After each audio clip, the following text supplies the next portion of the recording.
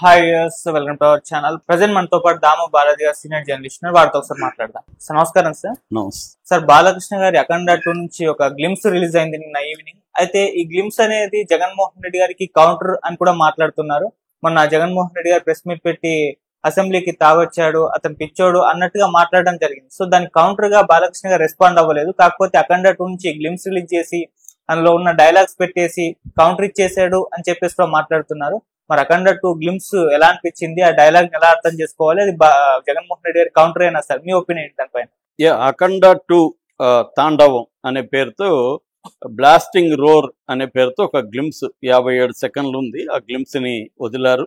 అది ఇప్పుడు బాగా వైరల్ గా మారింది. ఎందుకంటే జగన్ మొన్ననే లండన్ నుంచి వచ్చినాక ప్రెస్ మీట్ పెట్టి దాంట్లో అనేక విషయాలు మాట్లాడుతూ బాలయ్య అసెంబ్లీలో మాట్లాడిన దాని మీద కూడా ఆయన చాలా దారుణమైన కామెంట్స్ చేశాడు. అదేంటంటే బాలయ్య తాగి వచ్చాడు, తాగి వచ్చిన అతన్ని మీరు ఎలా అసెంబ్లీలోకి అలో చేశారు అని స్పీకర్కి బుద్ధి లేదా అనేది కూడా ఆయన అడిగాడు. అలాగే అతను మాట్లాడాల్సిందేంది, అతను మాట్లాడింది ఏంది, ఏమన్నా బుద్ధి జ్ఞానం ఉందా, అతనికి మతి చెల్లించింది అన్నట్టుగా మాట్లాడాడు. అంటే అతను మానసిక పరిస్థితి సరిగా ఉందా అనే అనుమానాలు వస్తున్నాయన్నట్టుగా మాట్లాడాడు. అంటే క్లియర్గా అతనికి మానసిక పరిస్థితి బాగాలేదు, అతను మెంటల్ లోడు అన్నట్టుగానే ఆయన మాట్లాడాడు. ఇది గతంలో కూడా అప్పుడు జరిగినప్పుడు కూడా మనకి కాల్పుల సంఘటనలప్పుడు కూడా బాలయ్యకు మతిస్థిమితం బాగాలేదు, అందువల్ల మతిస్థిమితం బాగాలేని వ్యక్తి హత్యాయత్నం చేస్తే అది లెక్కలకి రాదన్నట్టుగా కోర్టులో వాదించి అతను మేనేజ్ చేశారనేది అప్పుడు కూడా వచ్చింది. ఆయన కాకర్ల సుబ్బారావు నిమ్స్ డైరెక్టర్గా ఉన్న అతను నేనే ఇచ్చాను సర్టిఫికేట్ అని కూడా అప్పుడు అన్నాడు. సో మన మీడియాతో రాధాకృష్ణన్తో ఓపెన్ హార్ట్ లో కూడా ఆయన ఓపెన్గానే చెప్పాడు. అప్పుడు చంద్రమౌళి అనే ఇన్వెస్టిగేటింగ్ ఆఫీసర్ కూడా తర్వాత మీడియాతో చెప్పాడు. సో ఇప్పుడు ఆ సర్టిఫికేట్ని కూడా వైసీపీ వాళ్ళు అప్పుడప్పుడు వైరల్ చేస్తూ ఉంటారు. ఈ మధ్య అసెంబ్లీలో ఈయన సైకోగాడ్ అని జగన్ అన్నప్పుడు మళ్ళీ ఆ సర్టిఫికేట్ తీసి అతను మెంటలోడు అన్నట్టుగానే ప్రచారం చేశారు. సో ఆ రకంగా బాలయ్య జగన్ అనేది ఒక ఇదైతే నడుస్తుంది. అయితే జగన్ ఈ స్థాయిలో ఓపెన్గా ప్రెస్ మీట్ పెట్టి చెప్పినా కూడా బాలయ్య ఎక్కడా రియాక్ట్ అయినట్టు కనబడలేదు. దానికి ప్రధాన కారణం ఏంటంటే మళ్ళీ ఈయన ఏం పెద్ద తెస్తాడు, ఏం మాట్లాడతాడు. ఎందుకంటే బాలకృష్ణతో ఉండే ప్రాబ్లం, తెలుగుదేశం వాళ్ళకి ప్రాబ్లం ఏంటంటే ఈయన ఒక పొలిటీషియన్ లాగా ఆచితూచి ఎక్కడేం మాట్లాడాలి, ఎంత మాట్లాడాలి అనే వ్యక్తి కాదు. ఆయన ఇంపల్సివ్, ఆయనకి ఏమనిపిస్తే అది మాట్లాడేసే నేచర్ ఆయనకు ఉంది. సో అందువల్ల మాట వల్ల ఎవరేం ఫీల్ అవుతారు, ఏం ప్రాబ్లమ్స్ వస్తాయనేది చూడ్డాను.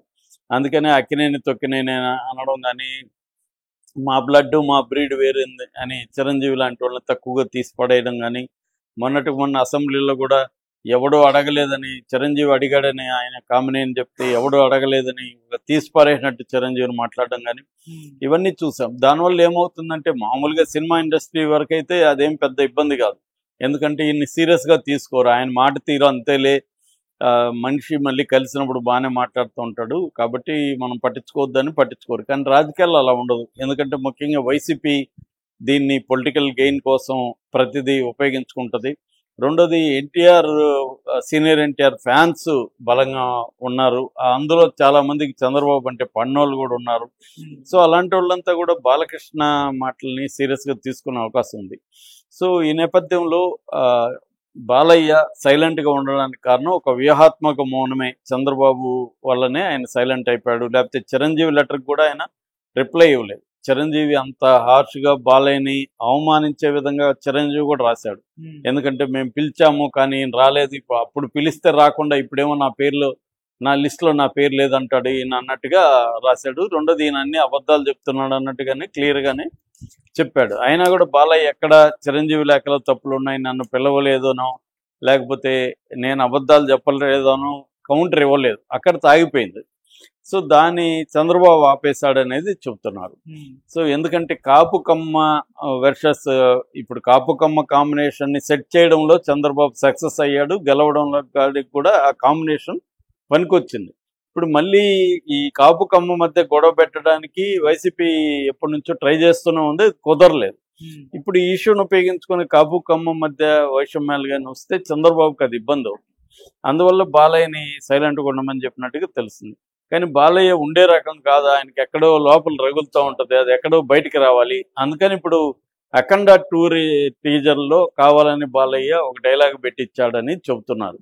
మామూలుగా ఈ అఖండ 2లో ట్రేజర్లు ఏముందంటే, ఈ గ్లిమ్స్లో మామూలుగానే బోయపాట్ అంటేనే వైలెన్స్ ఉంటుంది. వైలెన్స్లో కూడా విచిత్రమైన అంటే మనుషులకు సాధ్యం కాని ఒక రకమైన వైలెన్స్ ఉంటుంది. అదే ఉంది దీంట్లో కూడా. అతను ఇట్లా తిరిగితే ఫ్లైట్ ఆగిపోవడం ఇట్లాంటివే ఉన్నాయి దీంట్లో కూడా. సో అది బాలయ్య సినిమాలకు మాత్రమే సాధ్యం, ఇంకెక్కడ సాధ్యం కాదు. ట్రైన్లు ఆపేస్తాడు బాలయ్య, ఫ్లైట్లు ఆపేస్తాడు, ఇవన్నీ చేస్తుంటాడు. సో అది దీంట్లో కూడా ఉంది. వాళ్ళ ఫ్యాన్స్కి కూడా అది నచ్చుతుంది. అఖండ ఆల్రెడీ హిట్ అయింది. తెలివిగా ఈసారి ఏం చేశాడు, ఇంతకుముందు ఆయన తీసిన సినిమాలో హీరో మామూలు హ్యూమన్ బీయింగ్గా చూపించాడు కాబట్టి వాళ్ళకి ఇది సాధ్యమా అనే డౌట్లు ఫ్యాన్స్కి కూడా వస్తుంటుంది. అందుకని ఇతన్ని ఈసారి అఖండగా చూపించేశాడు, అఘోరిగా చూపించేశాడు. అఘోరి ఏం చేసినా ఇంకా దైవత్వం కాబట్టి నడిచిపోతుంది అన్నమాట. మనుషులకు సాధ్యం కాదు కానీ దేవుడికి సాధ్యం అవుతుంది కదా అన్నట్టుగా ఇంకా రెచ్చిపోయాడు. అలాగే సోలం మీద 5-6 మందిని ఇలా పైకి లేపడాలు, ఇంకా అవన్నీ ఉన్నాయి విన్యాసాలు. అలాగే దీంట్లో కూడా అవే ఉన్నాయి. కాకపోతే ఒకే ఒక డైలాగ్ పెట్టాడు. అదేంటంటే ఎవరినో అది కావాలనే ఉన్నట్టు ఉంది. అక్కడేం వాడు సౌండ్ చేసినట్టుగా కూడా ఏం లేదు, కావాలనే డైలాగ్ పెట్టినట్టే ఉంది క్లియర్గా. అదేంటంటే సౌండ్ కంట్రోల్లో పెట్టుకో, ఏ సౌండ్కు నవ్వుతానో ఏ సౌండ్కు నరుకుతానో నాకే తెలీదు కొడక అని. కొడక కూడా మళ్ళీ యాడ్ చేశాడు. దాని తర్వాత గ్యాప్ ఇచ్చి ఊహకు కూడా అందదు అని. అంటే జగన్ని నువ్వు సౌండ్ చేయొద్దురా, సౌండ్ చేస్తే నిన్ను నరుకుతాను అని వార్నింగ్ ఇచ్చినట్టుగా బాలయ్య అభిమానులు దీన్ని ప్రచారం చేసుకుంటూ ఉన్నారు. బాలయ్య కూడా మరి అది ఉద్దేశం ఉందా, ఎందుకంటే ఈ కాంటెక్స్లో ఇది ఇప్పుడు ఎందుకు వదిలారు? మామూలుగా అయితే December 5వ తేదీ రిలీజ్ ఉంది, ఇంకా టైం ఉంది. దాంట్లో ఈ బిట్టి చేసి ఒకే ఒక డైలాగ్ పెట్టి ఆ డైలాగ్ జగన్కి కనెక్ట్ అయ్యే విధంగా పెట్టారు.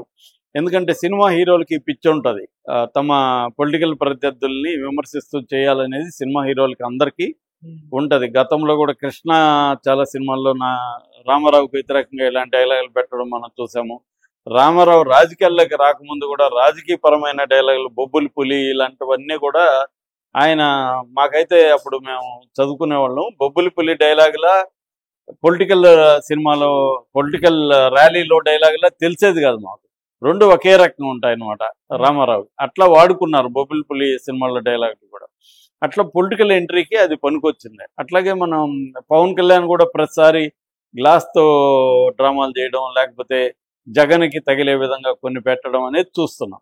అట్లాగే తమిళనాడులో కూడా విజయ్ కూడా అలాగే చాలా సినిమాల్లో చేసుకుంటూ వస్తున్నాడు. అంటే ఇవి తమ పొలిటికల్గా వీళ్ళకి కూడా ఇంట్రెస్ట్ ఉన్నప్పుడు, లేదా వీళ్ళు పాలిటిక్స్లో ఉన్నప్పుడు ప్రత్యర్థుల్ని ఇబ్బంది పెట్టే విధంగా సినిమా డైలాగులు పెట్టడం, ట్రైలర్లో వాటిని కావాలని ఉంచడం, ఈ ప్లాన్ అంతా జరుగుతుంటుంది. అలాగా ఇప్పుడు బాలయ్య కూడా డైరెక్ట్గా చేయలేక సినిమా ఈ గ్లిమ్స్లో పెట్టి సౌండ్ చేయొద్దు, సౌండ్ చేస్తే నేను నరుకుతాను అన్న ఇది జగన్ని హెచ్చరించడానికే చేశాడని వీళ్ళు అంటున్నారు. దీనికి వైసీపీ వాళ్ళు ఏంటంటే, నీకు అంత ధైర్యం ఉంటే నిజంగా సౌండ్ చేయరా, అతను నిజంగా సౌండ్ చేశాడు, నువ్వు ట్రైలర్లో టీజర్లో చెప్పుకోవాల్సిందే. నీకు అంత ధైర్యం ఉంటే ఓపెన్గా ఖండించు జగన్ని నువ్వు ఇలా మాట్లాడితే నిన్ను నరుకుతానను ఏమో నువ్వు అప్పుడు చూద్దు డ్రామా ఎట్లుంటుందో. అంతేగాని నువ్వు సినిమాలో పోయి ట్రైజర్లో పోయి ఎవరినో తిట్టినట్టుగా మామూలుగా చేతగాని వాళ్ళే కాకిని పిల్లిని చూపించి తిడతా ఉంటారు. నువ్వు కూడా అలాగే ఉంది నీ కథ. నీకు దమ్ము ధైర్యం ఉంటే నువ్వు డైరెక్ట్గా జగన్నాను, ఆ జగన్ని డైరెక్ట్గా అనే దమ్ము ధైర్యం లేక ఎవరినో తిట్టినట్టుగా చూపించి సౌండ్ చేయకు, నేను ఎప్పుడు నవ్వుతానో ఎప్పుడు నరుకుతాను నాకే తెలియదని పెట్టుకోవడం అనేది కామెడీగా ఉంది మాకందరికీ. నీ సినిమాలే కామెడీ సినిమాలు అని వాళ్ళు చేస్తున్నారు. ఇది మామూలుగా ఉండేది. ఇంకా ఇప్పటి నుంచి అఖండాకి ఇవన్నీ జరుగుతుంటాయి. ఇంకా రిలీజ్ అయితే ఇంకా చాలా డైలాగులు కూడా పెట్టే అవకాశం ఉంది అఖండాలో. అవి తగిలినా తగిలిపోయిన వాళ్ళు తగిలినట్టే వాళ్ళు భావిస్తారు. ఈ మధ్య ఏమైందంటే ప్రతి సినిమాలో ఫంక్షన్లో కూడా ఏదో ఒక డైలాగులు పెట్టడం, ఆ డైలాగులు వైసీపీకి తగలడం, వైసీపీ వాళ్ళు ఆ సినిమాని ఆడకుండా చేయడం అనేది జరుగుతుంది. ఇప్పుడు కూడా అఖండకి యాంటీగా వైసీపీ ఆల్రెడీ రంగంలో దిగింది. అట్లాగే ఓజేకి కానీ హరిహర వీరమల్లకు కూడా వైసీపీ వాళ్ళు యాంటీగా క్యాంపెయిన్ చేశారు. ఇది కూడా జరిగే అవకాశం అయితే ఉంది. Okay sir, thank you so much.